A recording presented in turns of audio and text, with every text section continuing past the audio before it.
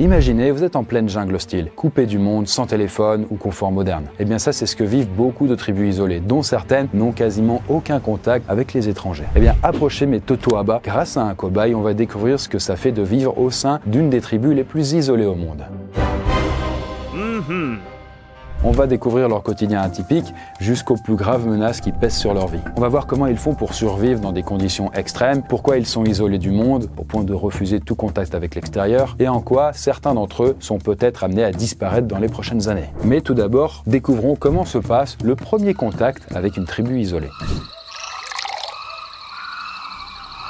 Alors très récemment, une vidéo des membres de la tribu indigène du Pérou, les Mascopiro, a fait le buzz sur les médias du monde entier. En fait, on y voit quelques dizaines d'hommes, de femmes, des enfants, qui sont filmés sur les rives d'une rivière d'une petite province péruvienne, de Madre de Dios. Et là, ils errent à la recherche de nourriture et c'est très rare de les voir sortir de leur forêt. En fait, ils n'ont jamais été directement en contact avec d'autres peuples. Pourtant, il serait en tout 750 personnes à vivre au sein de cette tribu. Ce qui en fait d'ailleurs le plus grand peuple autochtone qui a jamais été contacté au monde. On parle de peuple autochtone pour parler en fait des peuples qui étaient présents sur un territoire avant l'arrivée d'autres peuples, par exemple les colonisateurs. On va parler d'indigènes ou d'aborigènes, mais pas de peuples primitifs parce que ce serait peut-être trop péjoratif quoi. En tout cas, pendant longtemps, ces gens-là étaient considérés comme des sauvages, notamment par les explorateurs du XVIIe et XVIIIe siècle. Et donc là, notre cobaye avec son chapeau, il a un petit peu d'appréhension lorsqu'il va rencontrer les fameux Mascopiro. En fait, l'un des plus anciens récits qui existent d'une telle rencontre, c'est celui d'un certain Jean de Léry. En fait, c'est un écrivain et un explorateur français qui s'embarque en 1556 pour le Brésil pour y établir une colonie protestante. Sympa, sympa. Et après un voyage plein de péripéties, il finit par atteindre une terre pour installer une colonie. Mais là, hop, il découvre qu'elle est déjà habitée. Et là, Léry fait alors la rencontre avec une tribu amérindienne, les Tupinambas. Et là, il vit alors 1 an en contact avec ces derniers. Mais ce n'est qu'à son retour en France qu'il va rédiger un livre pour raconter ses relations avec les Amérindiens, leurs coutumes, leurs croyances. Tout d'abord, les hommes comme les femmes étaient complètement nus, comme à leur naissance. Toutefois, pour se parer, ils étaient peints et tatoués sur tout le corps. 2 ou 3 vieillards, qui semblaient être les plus importants de la communauté, affirmaient qu'ils pouvaient nous fournir du bois et de la nourriture. Mais comme nous les considérions comme des ennemis et que cela revenait à les inviter à nous attaquer et à nous manger, nous n'avons pas voulu nous arrêter là. Bon, en réalité, les tribus isolées ont souvent des coutumes et des habitudes de vie différentes des sociétés occidentales. Mais cette différence ne fait pas d'eux des peuples moins civilisés ou évolués quoi. En fait, les notions de progrès technologique, d'espérance de vie n'ont pas forcément de sens pour ces gens-là quoi. Ils comprennent pas trop. Ça me dépasse. Du coup, il n'y a pas de comparaison. Par exemple, il y en a certains qui vivent nus, qui sont armés uniquement d'arcs et de lances. Et donc là, notre cobaye, Gustave, et les membres de la tribu s'observent avec curiosité. En fait, dans le passé, le vrai questionnement, lors des premières rencontres avec des tribus autochtones comme ça a été longtemps lié à un sujet, la religion. D'ailleurs, en 1550, il a même été organisé un grand débat pour déterminer la position que devait adopter l'Église catholique vis-à-vis des indigènes qui habitaient en Amérique du Sud. On a d'ailleurs appelé ça la controverse de Valladolid, la ville où ça s'est déroulé. Et là, il y a 2 religieux qui se sont affrontés. Las Casas, défenseur des indigènes, et Sepulveda, qui était pour qu'on les mette en esclavage. En fait, le but à l'époque, c'était juste de savoir si les Amérindiens avaient une âme, ou si c'était juste des êtres semblables à des animaux, parce que évidemment les animaux n'ont pas d'âme. Hélas, c'est Sepulveda qui semble avoir remporté le débat. C'est-à-dire le deuxième, celui qui pensait qu'ils n'avaient pas d'âme, et donc on pouvait les exploiter. Le destin, c'est une tartine de merde. Et c'est sa vision plus tard qui a conduit à une hiérarchie entre les peuples selon certains occidentaux pour justifier la colonisation et l'esclavage. D'ailleurs, si aujourd'hui ces tribus-là, elles sont isolées, ça n'a pas toujours été le cas. En fait, lors des premières rencontres de ces tribus-là avec des Européens, leur population était beaucoup plus nombreuse. Et d'ailleurs, ils n'étaient clairement pas si isolés. Par exemple, une étude anglaise, il y a quelques années, estime qu'entre l'arrivée de Christophe Colomb dans les Caraïbes en 1492 et l'année 1600, un siècle plus tard, les colons européens ont causé la mort d'environ 56 millions d'autochtones. Soit en les tuant, soit en leur transmettant des maladies de manière involontaire. En tout cas, aujourd'hui, on compte environ presque 500 millions de personnes autochtones sur toute la planète. C'est à peu près donc 6% de la population mondiale. Et d'ailleurs, parmi tous ces peuples, il y a ceux qu'on appelle les peuples non contactés, où il y a des tribus qui vont de dizaines de personnes à des centaines de membres. Et ça, c'est le cas de la tribu que vient de rencontrer notre cobaye et dont on avait jusqu'ici que des photos aériennes. Ce sont des petits groupes. En moyenne, ils se composent de quelques dizaines de personnes. Ce sont en général des chasseurs-cueilleurs et aussi pour certains des pêcheurs.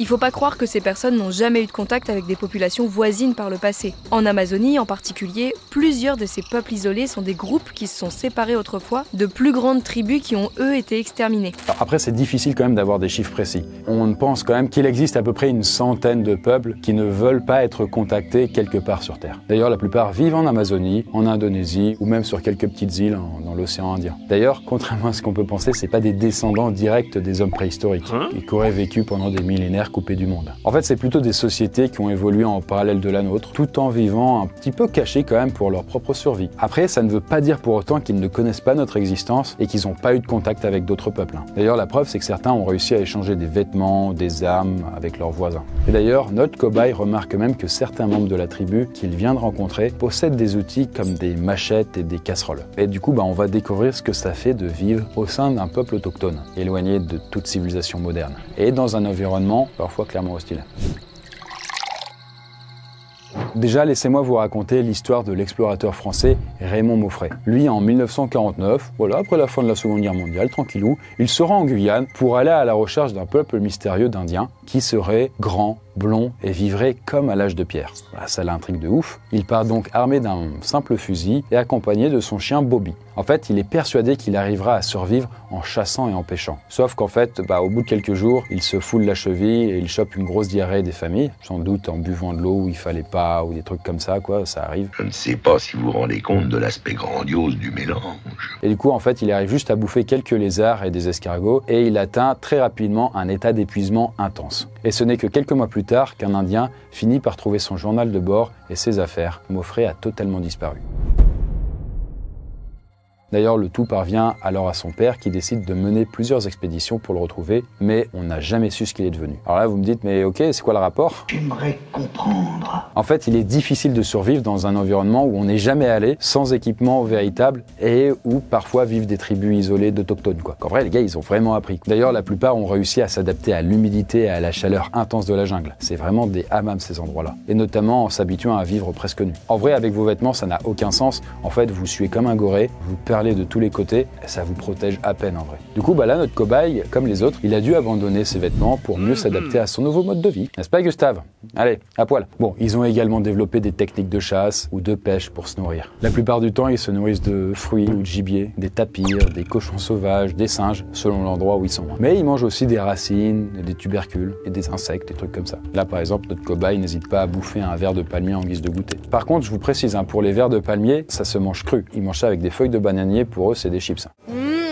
C'est très délicieuse. Bon, en tout cas, dans une vidéo récente, il y a un youtubeur turc du nom de Rui Senet. En fait, il a eu la chance de partir à la rencontre d'une tribu isolée de Tanzanie, les Hadza. Et en fait, cette tribu est connue pour chasser des babouins grâce à des flèches empoisonnées. Dans la vidéo, les chasseurs expliquent à Rui d'ailleurs comment ils fabriquent le poison. Ils récupèrent de l'écorce d'un arbuste appelé rose du désert, ils la font bouillir et ils obtiennent alors une pâte qu'ils étalent sur le bout de leur flèche. Et grâce à ce poison puissant, dès qu'ils touchent une proie, la mort est quasi instantanée. Et cette technique d'ailleurs est assez répandue dans d'autres tribus isolées autour du monde. En Amazonie, les flèches sont soit tirées à l'arc, soit par le biais de longues sarbacanes, un peu plus adaptées à la forêt dense, et c'est notamment le cas de la tribu qui accueille notre cobaye. Et en parlant de chasse d'ailleurs, on retrouve une tradition qui est répandue dans pas mal de cultures indigènes, la bénédiction et le pardon à l'animal tué. En Indonésie, par exemple dans une scène d'un documentaire consacré à la tribu Mentawai, un anthropologue a pu assister à ce rite. En fait, lors d'une partie de chasse, les hommes fleurs, c'est comme ça qu'on les appelle, ont capturé un cochon sauvage. Et là, une fois ramené à la tribu, un chasseur s'adresse directement au cochon, en s'excusant. On lui demande vraiment pardon de devoir le tuer et on frotte alors des feuilles sacrées sur son pelage. Et là, le but est selon lui d'apaiser l'âme de l'animal avant qu'il aille au paradis. Bon, du coup, il le grille, il le mange et après ça, son squelette est accroché au plafond à côté d'autres squelettes et de crânes de singes. Ça fait une mosaïque, un plafonnier de squelettes. Et tout ça s'explique en fait par une religion qui est quand même assez répandue au sein des tribus autochtones en général, c'est l'animisme. Bon, pour faire simple, en fait, l'animisme considère que tous les êtres vivants ont une âme, donc voilà, les humains, mais aussi les animaux ou les plantes. Et donc, chaque chose est sacrée. Et donc, à partir de ça, là, notre cobaye, Gustave, va faire un peu plus attention, un peu plus que d'habitude, aux êtres vivants qui l'entourent. Je pense que vous ne connaissez sans doute pas Durek Verrett. Pourtant, il a fait la une de la presse People avec son mariage avec la reine de Norvège. Et en fait, si on en a parlé, c'est que son profil est quand même particulier. En fait, il s'est autoproclamé chaman de 6e génération. Oui, d'accord. Du coup, le mec est devenu une star à Hollywood. Il compte Antonio Banderas ou même Gwyneth Paltrow parmi ses clients. Il facture 1000 balles l'heure les séances de lecture chamanique ou même la régénération énergétique. Et en plus, pendant le Covid, il a même vendu des médailles magiques censées guérir le virus. Bref, tout ça, bon, c'est très sympathique, mais c'est pas du tout du chamanisme comme on l'entend. Parce que en vrai, avec les tribus isolées qu'on voit là, elles pratiquent le chamanisme pour guérir les maladies et honorer les esprits ou les morts grâce aux plantes. Pour les chamans, les plantes permettent de contacter ceux qui sont cachés. Ils pensent qu'à l'intérieur de chaque espèce, il y a une personne. Il y a une personne dans les plantes, les oiseaux, les poissons. Ils estiment que nos yeux nous mentent et que nous ne voyons que le costume extérieur de ces êtres. En prenant eux-mêmes des plantes hallucinogènes, ils peuvent voir ces êtres qui peuvent ensuite les guider dans leurs soins. Bon là, les rites chamaniques s'accompagnent souvent de transes, de visions hallucinogènes ou prophétiques. Mais bon, dans les tribus autochtones, la connexion avec la nature et avec son monde caché est une véritable philosophie de vie et c'est vraiment une croyance qui est vraiment ancrée, quoi. Il y a un monde visible, le leur, et il y a un monde invisible mais qui existe tout autant et il y a des moyens d'y accéder à ce monde-là. Et c'est les chamans qui le peuvent. Bref, pour s'intégrer à la tribu, notre cobaye a donc dû participer lui-même à des rites chamaniques. Et nous, on va continuer l'expérience en se plongeant plus profondément dans la culture des tribus autochtones. Et notamment en découvrant les aspects plus sombres de leur quotidien.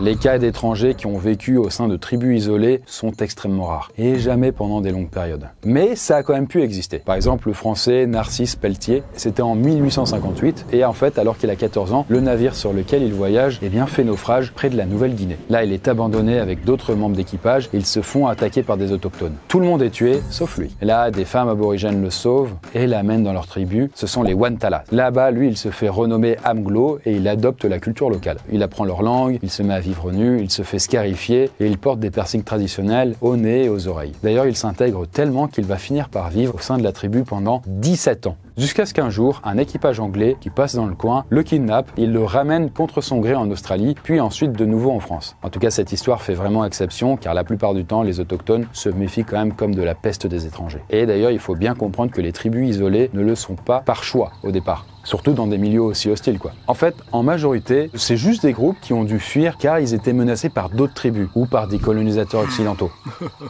Donc, en fait, ils se sont barrés naturellement dans des endroits où on ne pourrait pas les choper, au milieu de la jungle, chaude, humide, paumée. Et ils ont fini par s'adapter à ce milieu, quoi. En fait, comme on l'a vu tout à l'heure, dès qu'ils entraient en contact avec les étrangers, soit ça finissait en baston, avec du sang, soit ils chopaient des virus contre lesquels ils n'étaient pas immunisés et du coup, ils se faisaient décimer. Mais là, par chance, notre cobaye, lui, n'a pas causé trop de problèmes à ce niveau-là. On verra tout à l'heure que ces peuples sont menacés de disparition pour les mêmes raisons. En tout cas, pendant un bail, l'homme occidental, les Européens, tout ça, a essayé d'entrer malgré tout en contact avec eux, mais ça s'est souvent mal passé. Par exemple, l'aventurier anglais Percy Fawcett en a fait les frais. Alors lui, il avait lu un manuscrit ancien qui fait l'état de l'existence d'une cité perdue nommée Z au Pérou. Là, tout feu tout flamme, il lance une expédition en 1925 pour la découvrir. Il s'enfonce alors pendant des mois dans la jungle amazonienne jusqu'à disparaître. Au bout d'un moment, on s'inquiète et on envoie une expédition de secours pour aller le chercher, mais on ne l'a jamais retrouvé. En fait, certains Indiens affirment qu'il aurait fini par trouver la fameuse cité perdue de Z et qu'il se serait marié à une Indienne. Mais bon, ça c'est un peu des légendes.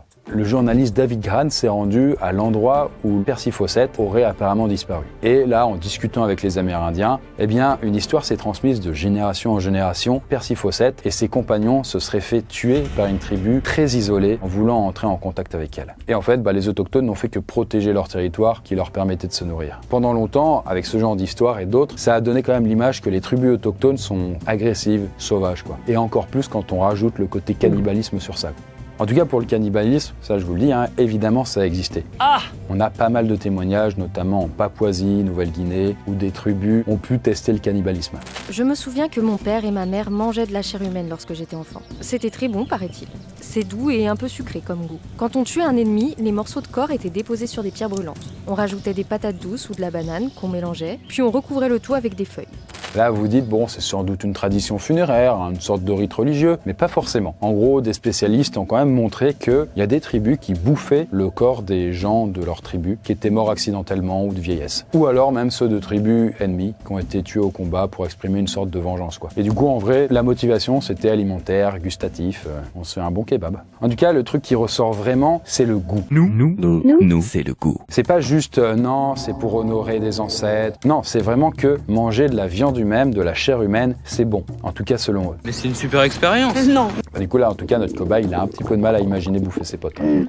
En fait, il a fallu attendre le XXe siècle pour que les anthropologues, donc des gens spécialisés dans l'étude des différents peuples, étudient scientifiquement les tribus isolées. Et le plus connu, c'est Claude Lévi-Strauss. Et lui, en 1936, il a mené une expédition dans la forêt amazonienne. Et il a parcouru près de 500 km de jungle brésilienne jusqu'à rencontrer une tribu isolée d'Amérindiens, les Nambiquaras. Et contrairement là à ses prédécesseurs, notre cher Lévi-Strauss, il va avoir une approche un peu plus scientifique. Déjà, il va prendre des photos, recueillir des témoignages, faire des observations sur leur mode de vie. Et en 1955, de retour au bercail, il va publier un livre de référence sur le sujet intitulé « Triste tropique ». Et là, son bouquin va changer la vision des Occidentaux sur les tribus isolées, en les faisant passer de sauvages cannibales à des êtres humains très bien adaptés à leur environnement, avec lequel ils vivent en parfaite harmonie. Mais cela dit, malgré ce changement de regard, certains vont continuer de percevoir les peuples autochtones comme des sociétés primitives quand même pas très évoluées. Et cette vision-là va faire peser des graves menaces sur la survie de ces peuples. Et c'est ce qu'on va voir.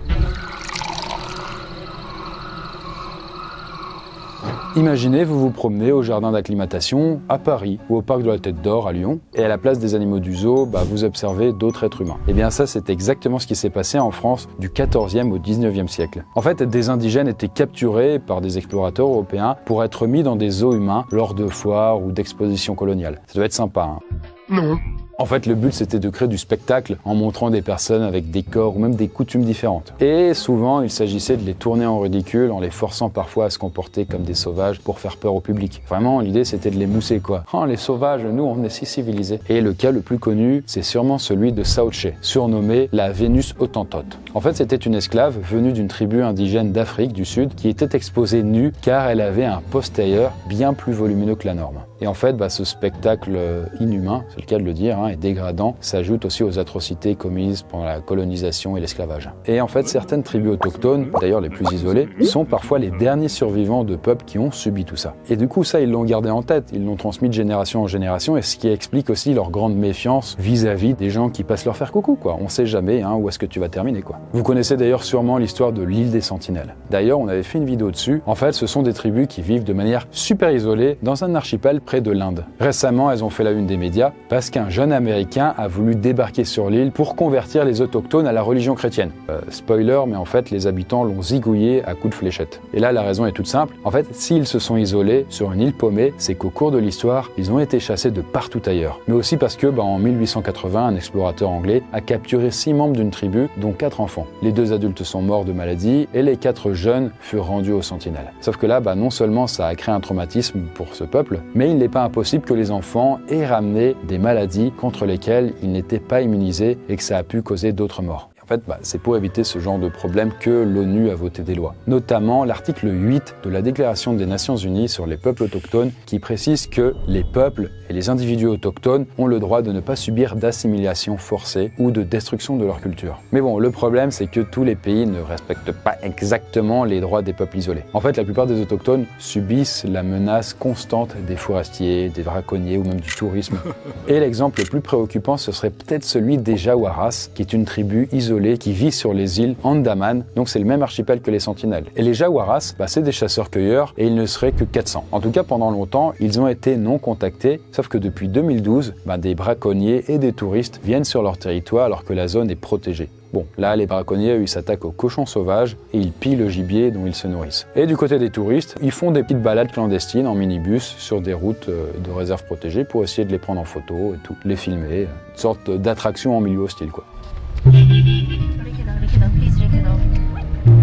Sauf que globalement, les Jawaras, ils n'aiment pas le monde extérieur, ils ne veulent pas avoir de contact. Ils se sentent envahis et menacés de disparition. Et cet exemple-là, selon certains experts, c'est ce qu'on appelle un ethnocide, c'est-à-dire le fait de faire disparaître un peuple, même s'ils sont quelques centaines, à cause des atteintes portées à l'environnement, à leur culture. D'ailleurs, en multipliant les contacts avec les étrangers, il y a certains peuples autochtones qui finissent aussi par quitter la forêt et s'installer avec des tribus moins isolées. Là, c'est ce qu'on appelle l'acculturation, voilà, c'est des exodes et tout. Là, ces peuples perdent alors peu à peu leurs traditions et leur mode de vie au profit de ceux de la société moderne. Et d'ailleurs, ce qui concerne notre cobaye, depuis que la tribu où il vit a noué contact avec d'autres peuples moins isolés, ils ont adopté un mode de vie plus moderne. D'ailleurs, si je vous disais qu'Elon Musk, encore lui, oui, avait rendu une tribu autochtone accro aux écrans. Alors ça s'est passé l'année dernière et c'était grâce au système de satellites Starlink, voilà, donc des satellites qui sont tout autour du globe. Et donc en tout cas, la tribu Marubo, qui est un des peuples les plus isolés d'Amazonie, a eu pour la toute première fois accès à Internet. Parce qu'en fait, grâce à Starlink, ce sont des satellites qui sont vraiment au-dessus de leur tête, du coup, dans l'espace. On peut avoir accès, en théorie, du coup, à Internet dans le monde entier, même au sommet d'une montagne et compagnie. Et en fait, ça, c'est l'œuvre de la femme d'affaires américaine Alison Renault, qui a fait le don de plus de 20 antennes Starlink à la tribu indigène. Mais le problème, c'est que les jeunes de la tribu se sont mis à passer leur journée sur les réseaux sociaux et du coup aussi un peu sur les sites pornographiques. Sauf que les anciens, qui n'étaient pas hyper contents, ont dû limiter l'accès à Internet, car certains jeunes devenaient violents et refusaient de partir à la chasse, et préféraient regarder du coup des vidéos censurées, quoi. Bref, on est là dans l'exemple même d'une acculturation un peu vénère. Là, certains membres de ces communautés finissent alors par s'intégrer à des groupes moins isolés, et ceux qui restent du coup sont moins nombreux et voient petit à petit leur environnement se dégrader. Certains finissent d'ailleurs par mourir de faim, de maladies, ou sont tués par les braconniers ou des bûcherons qui sont là eux pour choper du bois. En tout cas, du côté de la tribu des Mascopiro, où se trouve notre cobaye là en l'occurrence, ils sont parfois menacés, et ces feux de forêt ils viennent pas de nulle part, parce que globalement l'Amazonie c'est dur à brûler tellement c'est humide, et ça de la part d'entreprises qui sont là en fait pour choper du bois ou alors pour faire table rase et pour pouvoir mettre des beaux champs ensuite à perte d'horizon. Et d'ailleurs peut-être le meilleur exemple, c'est celui de la mort en 2022 de celui qu'on surnommait l'homme au trou. Et lui, c'était le dernier survivant d'une tribu amazonienne isolée qui se faisait appeler comme ça car il semblait vivre dans une hutte avec un trou de 3 mètres de profondeur pour se cacher. Et sa tribu avait été décimée dans les années 70 et le nombre de membres s'était alors réduit de manière drastique avec le temps, jusqu'à ce qu'il soit tout seul. Il a alors refusé tous les contacts, même avec d'autres tribus, si bien qu'il a vécu dans un isolement total pendant 26 ans en se nourrissant de chasse et de cueillette. Et du coup, la disparition de l'homme au trou, c'est un petit peu symbolique du destin qui attend pas mal de peuples isolés. Peu importe où ils se trouvent sur la planète, leur habitat finit tôt ou tard par être menacé. D'ailleurs, notre cobaye est assez pessimiste quant à son avenir au sein de la tribu qu'il a adoptée. Donc en fait, sans l'action de certaines associations ou même de certains États, il est possible que les tribus isolées finissent peu à peu par disparaître dans l'oubli le plus total. Et bien voilà, voici la fin de notre petit voyage au sein des tribus isolées. J'espère que vous aurez apprécié le voyage et que peut-être ça vous aura un petit peu sensibilisé à la cause de ces peuples méconnus. Sur ce, nous on se retrouve pour une prochaine vidéo comme d'habitude. Voilà, si vous n'êtes pas abonné, n'hésitez pas à le faire, sinon nous on se retrouve pour la prochaine. À plus!